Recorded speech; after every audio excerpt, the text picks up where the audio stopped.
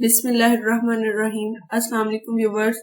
Introduction to psychology में आज हमारा लेक्चर नंबर 6 है, जिसमें हम डिस्कस करेंगे what does psychologist do, organisational psychology और ह्यूमन फैक्टर्स को।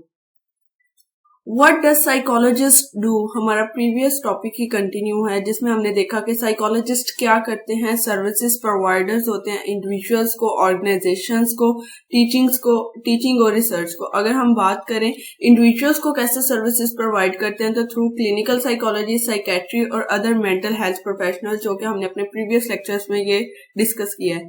ऑर्गेनाइजेशन को कैसे प्रोवाइड करते हैं services, through organisational psychology, human factors, military psychology और school psychology. Psychologist in teaching और रिसर्च में अपना रोल कैसे प्ले कर रहे हैं, with the help of development psychology, learning and motivation, cognitive psychology, biological psychology, evolutionary psychology और social psychology and cross culture. Next आज हमारा टॉपिक है कि सर्विसेज जो साइकोलॉजिस्ट प्रोवाइड कर रहे हैं ऑर्गेनाइजेशंस को, वो कैसे प्रोवाइड कर रहे हैं।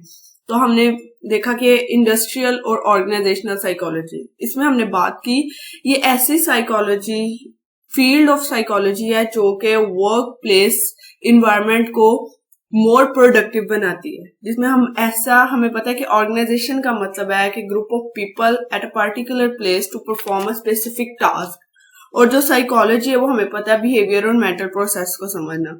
तो ऑर्गेनाइजेशनल साइकोलॉजी है कि किसी ऑर्गेनाइजेशन में जो काम करने वाले एम्प्लॉयज हैं उनके बिहेवियर को, मेंटल लेवल को समझना।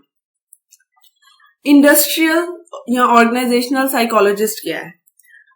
जो इंडस्ट्रियल साइकोलॉजिस्ट है वो एम्प्लॉयज मैनेजमेंट के लिए वर्क करता है, उन एम्प्लॉयज से रिलेटेड डिफरेंट फैक्ट्स को डिस्कवर करता है, लाइक उनके hours, working hours, rest period, उनको सैलरीज कितनी देनी है, उनके बोनस कितना होना चाहिए, और ट्रेनिंग सेशन से रिलेटेड, इवन के जो ऑर्गेनाइजेशन की इकोनॉमिक कंडीशन है उसको भी वो एनालाइज करते हैं, और उसके बाद ऑर्गेनाइजेशन को सजेशंस प्रोवाइड करते हैं कि उन्हें ऑर्गेनाइजेशनल स्ट्रक्चर से रिलेटेड क्या चेंजेस करने चाहिए।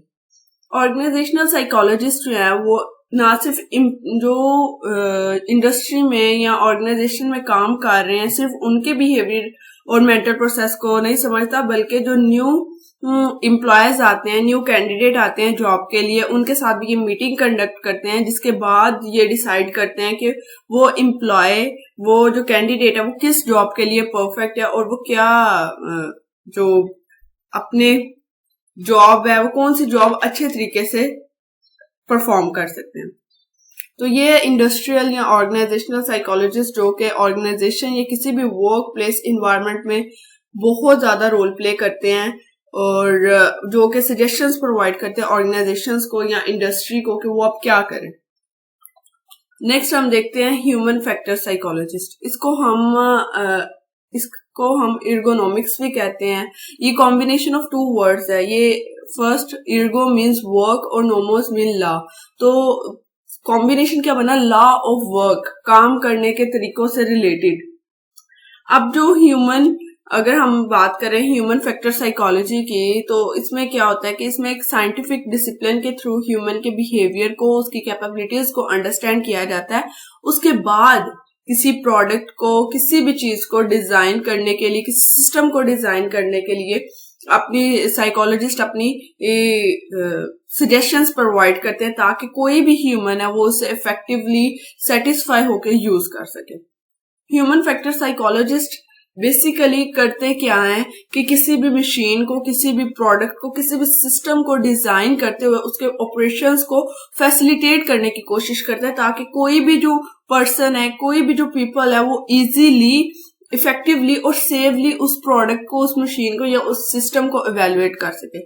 लाइक इसमें हमारे पास एग्जांपल आती है कि अगर हम बात करें एटीएम की, तो एटीएम मशीन को ऐसे डिजाइन किया हुआ है कि कोई कॉमन पर्सन भी अगर वहां पे आता है तो वो उसको इजीली इवेलुएट कर सकता है। जो आजकल की हमारी कॉम्प्लेक्स मशीन है उनको समझना भी एक डिफिकल्ट काम है, जिसके लिए ह्यूमन फैक्टर साइकोलॉजिस्ट जो है वो हायर किए जाते हैं, ताकि वो किसी भी प्रोडक्ट को डिजाइन करने में हेल्प करें और ह्यूमन साइकी को माइंड में रखें, और उसके बाद उस प्रोडक्ट को डिजाइन करें। और अगर हम इसी तरह अपने मोबाइल्स की एग्जांपल्स लें, तो सबसे पहले मोबाइल को डिजाइन करते हुए साइकोलॉजिस्ट ये देखते हैं कि जो मोबाइल है उसका साइज क्या होना चाहिए। फर्स्ट ऑफ ऑल हमें पता है जो मोबाइल है वो हैंड हेल्ड डिवाइस है, तो सबसे पहले तो उसका साइज ऐसा होना चाहिए जो इजीली हैंड में एडजस्ट हो सके। उसके बाद हम उसके कलर को डिसाइड करते हैं, क्योंकि ह्यूमन साइकी है ना, अट्रैक्टिव उसको बनाने की कोशिश करते हैं। उसके बाद उसके बटन्स को डिसाइड करते हैं। ये सब साइकोलॉजिस्ट डिसाइड करते हैं कि उसका बटन कहाँ पर होना चाहिए, वॉल्यूम का, कहाँ पे पावर ऑफ का, और कहाँ पे होम बटन होना चाहिए। इसी तरह और भी बहुत सी डिवाइसेस हैं, लाइक कैमरा, माइक्रोवेव या कंप्यूटर। किसी भी चीज को हम इलेक्ट्रॉनिक हो, सिस्टम इवन के हो, उसको भी हम डिजाइन करने के लिए साइकोलॉजिस्ट को हायर करते हैं, ह्यूमन फैक्टर साइकोलॉजिस्ट को। तो this is all about today's lectures. Thank you very much. Like, share and subscribe.